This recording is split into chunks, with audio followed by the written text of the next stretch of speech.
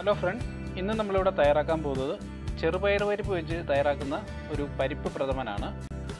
അപ്പോൾ ഇത് നല്ല പെർഫെക്റ്റായിട്ട് നല്ല അടിപൊളി ടേസ്റ്റിൽ എങ്ങനെ ഇത് തയ്യാറാക്കിയെടുക്കാമെന്ന് നമുക്കൊന്ന് നോക്കാം.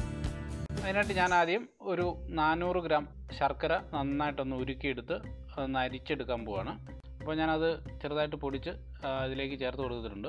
ഇനി നമുക്കിതിലേക്ക് ഒരു അര ഗ്ലാസ് വെള്ളവും കൂടെ ചേർത്ത് നന്നായിട്ടൊന്ന് ചൂടാക്കാം. അപ്പോൾ നമ്മൾ ശർക്കര എടുക്കുമ്പോൾ നമ്മൾ ഈ മഞ്ഞ കളറുള്ള ശർക്കര എടുക്കാതെ ഇതുപോലെ ഇച്ചിരി ഡാർക്കായിട്ടുള്ള ശർക്കര എടുക്കുന്നതാണ് നല്ലത്. അതിൻ്റെയാണ് ടേസ്റ്റും നമ്മുടെ പായസത്തിന് പറ്റുന്ന രീതി വരുന്നത്. അപ്പോൾ ഇതെല്ലാം മെൽറ്റായിട്ടുണ്ട്. ഇനി നമുക്ക് ഇതിനകത്ത് കരടൊക്കെ കാണാം, ഒന്ന് അരിച്ച് കളയാം. അപ്പോൾ ഇതെല്ലാം അരിച്ച് നമ്മൾ എടുത്തിട്ടുണ്ട്. ഇനി നമുക്കിത് മാറ്റി വെക്കാം.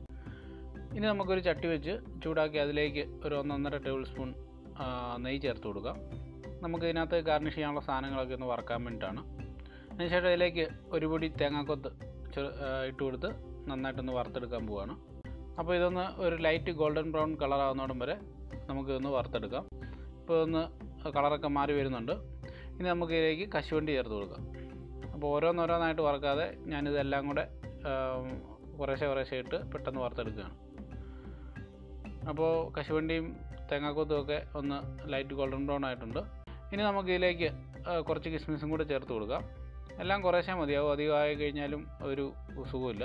അപ്പോൾ ഇതെല്ലാം നന്നായിട്ട് കശുവണ്ടിയും കിസ്മിസ് തേങ്ങാക്കൊത്ത് ഇതെല്ലാം നല്ല ലൈറ്റ് ഗോൾഡൻ ബ്രൗൺ കളറായിട്ടുണ്ട്. ഇനി നമുക്കിത് കോരി മാറ്റാം.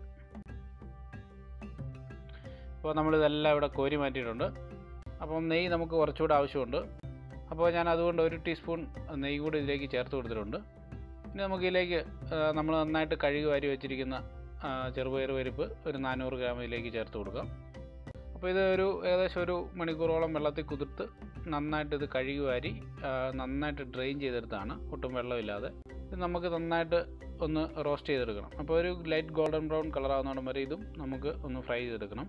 അപ്പോൾ ഇതിൻ്റെ ഇപ്പോൾ ഒരു പശപശപ്പുണ്ട്, അതൊക്കെ ഒന്ന് മാറി തമ്മിലൊട്ടാതെ ആകുന്ന ഒരു പരുവം വരെ നമുക്കിത് വറുത്തെടുക്കാം. ഇപ്പോൾ ഇത് ഏകദേശം ആ ഒരു പരുവമായിട്ടുണ്ട്.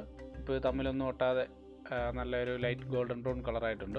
ഇനി നമുക്കിത് വേവിക്കാനായിട്ട് നമുക്കിതിലേക്ക് കുറച്ച് തിളച്ച വെള്ളം ചേർത്ത് കൊടുക്കാം. അപ്പം തിളച്ച വെള്ളം ചേർത്ത് കൊടുക്കുന്നതിന് പകരം നിങ്ങൾക്ക് വേണമെങ്കിൽ ഇതിലേക്ക് 3-ാം പാൽ ചേർത്ത് കൊടുക്കാവുന്നതാണ്. ഞാൻ ഇതിലേക്കൊരു അരക്കപ്പ് തേങ്ങാപ്പാലും കൂടെ ചേർത്ത് കൊടുത്തിട്ടുണ്ട്. 2-ാം പാലാണ് ചേർത്ത് കൊടുത്തേക്കുന്നത്. ഇനി നമുക്കിത് മിക്സ് ചെയ്തതിന് ശേഷം അടച്ചു വെച്ച് നന്നായിട്ടൊന്ന് വേവിച്ചെടുക്കാം. അപ്പോൾ ഈ പരിപ്പൊക്കെ നന്നായിട്ട് വെന്തുടയുന്നോടം വരെ നന്നായിട്ടൊന്ന് കുക്ക് ചെയ്തെടുക്കണം. വെള്ളം കുറവാണെന്ന് തോന്നുകയാണെങ്കിൽ നിങ്ങൾ കുറച്ചുകൂടെ ചൂടുവെള്ളം ചേർത്ത് കൊടുത്ത് നന്നായിട്ട് വേവിച്ചെടുത്താൽ മതിയാവും. ഇപ്പോൾ നമ്മളിതൊരു 10-15 മിനിറ്റ് നേരം കുക്ക് ചെയ്തിട്ടുണ്ട്. നമുക്കൊന്ന് തുറന്ന് നോക്കാം. ഇപ്പോൾ നിങ്ങൾക്ക് കാണാം ഇത് നന്നായിട്ട് കുറുകി വന്നിട്ടുണ്ട്. അതുപോലെ ഇത് നന്നായിട്ട് വെന്തുടഞ്ഞിട്ടുമുണ്ട്. ഇനി നമുക്ക് ഇതിലേക്ക് ശർക്കരപ്പാനി ചേർത്ത് കൊടുക്കണം. അപ്പോൾ ഞാൻ ഇതിലേക്ക് ഒരു 400 ഗ്രാം ശർക്കരപ്പാനി ചേർത്ത് കൊടുക്കുകയാണ്. 400 ഗ്രാം പരിപ്പിന് 400 ഗ്രാം ശർക്കരപ്പാനി. അപ്പോൾ അത്രയും ചേർത്ത് കൊടുത്ത് നന്നായിട്ടൊന്ന് മിക്സ് ചെയ്തെടുക്കുകയാണ്. അപ്പോൾ ഇതിൻ്റെ മധുരമൊക്കെ ഒന്ന് നോക്കിയിട്ട് നിങ്ങൾക്ക് വേണമെങ്കിൽ കൂടുതൽ ശർക്കര ചേർത്ത് കൊടുക്കാവുന്നതാണ്. എനിക്കിവിടെ ഇതാണ് പാകത്തിന്, അതുകൊണ്ട് ഞാൻ ഇനി കൂടുതൽ ചേർക്കുന്നില്ല. അപ്പോൾ നന്നായിട്ടൊന്ന് മിക്സ് ചെയ്തെടുക്കാം. ഇനി നമ്മളിത് കണ്ടിന്യൂസ് ആയിട്ട് ഇളക്കി നന്നായിട്ട് ഇതൊന്ന് കുറുക്കിയെടുക്കണം. അപ്പം ഇത് ഇളക്കാതിരുന്ന് കഴിഞ്ഞാൽ അടി പിടിക്കാൻ ചാൻസ് ഉണ്ട്. അതുകൊണ്ട് കണ്ടിന്യൂസ് ആയിട്ട് ഇത് ഇളക്കിക്കൊണ്ടിരിക്കണം. ഇപ്പോൾ പാനിയൊക്കെ നന്നായിട്ട് വറ്റി ഇത് നന്നായിട്ട് കുറുകിയിട്ടുണ്ട്. ഇനി നമുക്ക് ഇതിലേക്ക് കുറച്ച് നെയ്യ് ചേർത്ത് കൊടുക്കാം. ഞാനിവിടെ ഒരു 1 ടീസ്പൂൺ നെയ്യ് ചേർത്ത് കൊടുത്തിട്ടുണ്ട്. ഇനി ഇത് നന്നായിട്ടൊന്ന് മിക്സ് ചെയ്തിരിക്കാം. അപ്പോൾ നെയ്യ് ചേർത്ത് കൊടുക്കുകയാണെങ്കിൽ കട്ട കെട്ടാതിരിക്കും, അതിന് വേണ്ടിയിട്ടാണ്. നെയ്യ് നന്നായിട്ട് മിക്സ് ചെയ്തതിന് ശേഷം നമുക്കിതിലേക്ക് 2-ാം പാൽ ചേർത്ത് കൊടുക്കാം. ഞാനിവിടെ ഒരു 4 കപ്പ് 2-ാം പാൽ ചേർത്ത് കൊടുത്തിട്ടുണ്ട്. ഇനി നമുക്കിത് നന്നായിട്ടൊന്ന് മിക്സ് ചെയ്തെടുക്കാം. അതിനുശേഷം നമുക്കിത് തേങ്ങാപ്പാൽ നന്നായിട്ടൊന്ന് വറ്റി വരുന്നോടം വരെ നന്നായിട്ട് ഇത് ഇളക്കി കൊടുത്തുകൊണ്ടിരിക്കണം. ഇപ്പോൾ ഇതൊരു പകുതിയോളം വറ്റി വന്നിട്ടുണ്ട്. നമുക്ക് നന്നായിട്ട് കുറുകിയെടുക്കണം. അപ്പോൾ കണ്ടിന്യൂസ് ആയിട്ട് ഇളക്കി നന്നായിട്ട് ഇത് കുറുകിയെടുക്കണം. കണ്ടിന്യൂസ് ആയിട്ട് ഇളക്കിയില്ലേ ഇത് അടി പിടിക്കാൻ ചാൻസ് ഉണ്ട്. ഇപ്പോൾ ഇത് ഏകദേശം ഒരു 20 മിനിറ്റോളം കഴിഞ്ഞു. നന്നായിട്ട് ഇത് കുറുകി വന്നിട്ടുണ്ട്. ഇനി നമുക്ക് തീ താത്തി വെച്ചതിന് ശേഷം നമ്മൾ ആദ്യമേ വറുത്ത് വെച്ച സാധനങ്ങൾ ഇതിലേക്ക് ചേർത്ത് കൊടുക്കാം. അതിനുശേഷം നമ്മൾ ഒരു 3 കപ്പ് 1-ാം പാലും കൂടെ ചേർത്ത് നന്നായിട്ടൊന്ന് മിക്സ് ചെയ്തെടുക്കാം. ഇനി ഏറ്റവും ചെറിയ തീയിൽ ഇരുന്നാൽ മതിയാവും. ജസ്റ്റ് ഒന്ന് ഇതിനകത്തൊന്ന് ആവി കയറി കഴിയുമ്പോൾ നമുക്ക് തീ ഓഫ് ചെയ്യാവുന്നതാണ്. ഇപ്പോൾ ഇത് നന്നായിട്ട് മിക്സ് ആയിട്ടുണ്ട്. അതുപോലെ ചെറുതായിട്ട് ആവി പൊങ്ങാൻ തുടങ്ങിയിട്ടുണ്ട്. നമുക്കിനി തീ ഓഫ് ചെയ്തതിന് ശേഷം അവസാനമായിട്ട് ഇനി ഇതിലേക്ക് കുറച്ച് പൊടികളോട് ചേർത്ത് കൊടുക്കണം. അതിനായിട്ട് നമ്മളിവിടെ ആദ്യം 1 ടീസ്പൂൺ ചുക്കുപൊടി ചേർത്ത് കൊടുത്തിട്ടുണ്ട്. അതുപോലെ 1.5 ടീസ്പൂൺ ഏലക്കാപ്പൊടി ചേർത്ത് കൊടുത്തിട്ടുണ്ട്.